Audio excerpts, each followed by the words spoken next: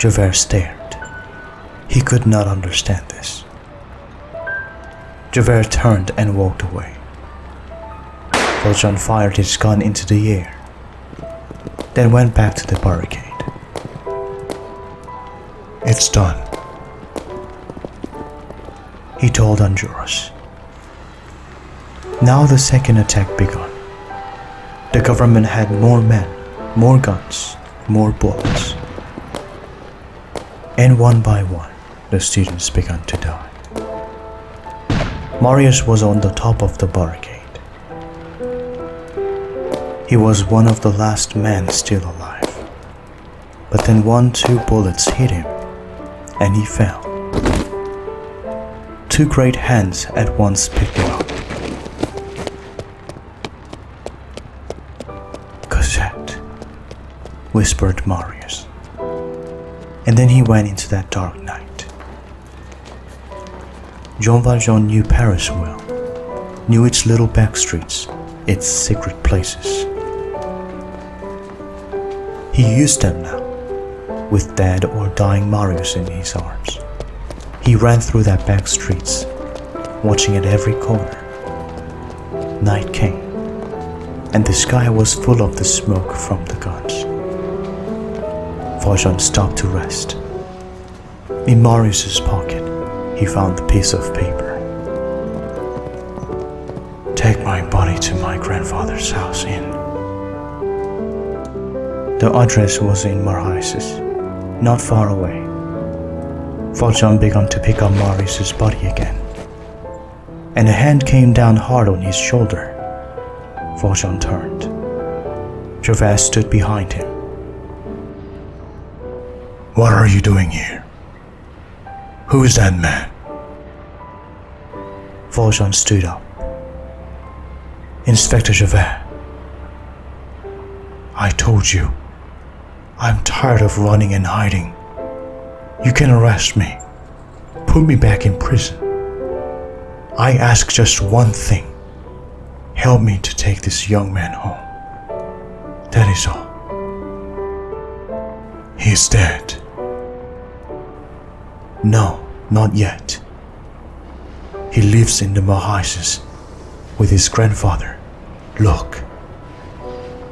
He shows Javert the piece of paper. Javert read the address, then called to the carriage along the street. They put Marius's body on the back seat and sat side by side on the front seat. At the house of Marius's grandfather, a servant opened the door. She gave a little scream when she saw Marius in Valjean's arms. "It's Monsieur Marius."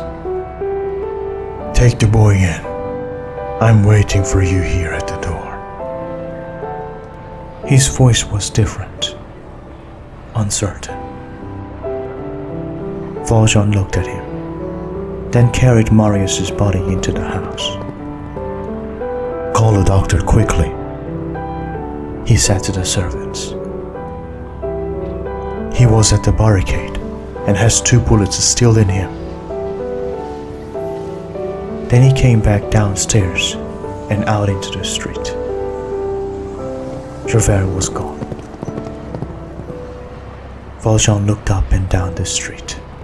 Nothing. Nobody.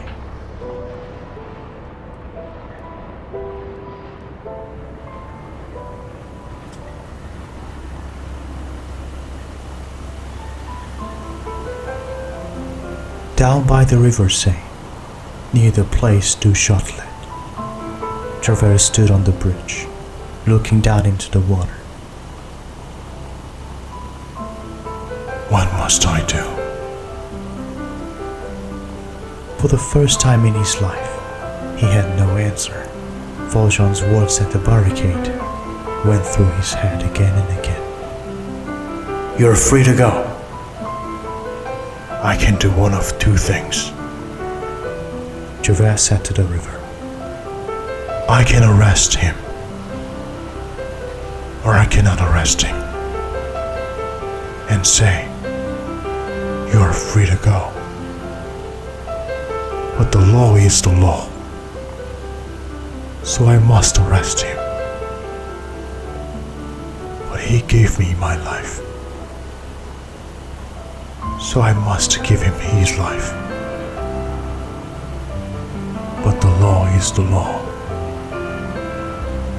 You worked for the law all your life, but Jean Valjean is a better man than you are.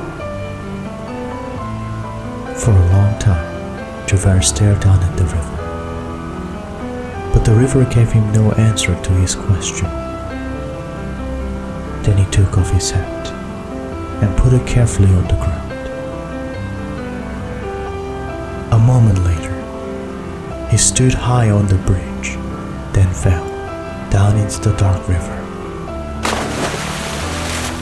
There was a splash, and that was all.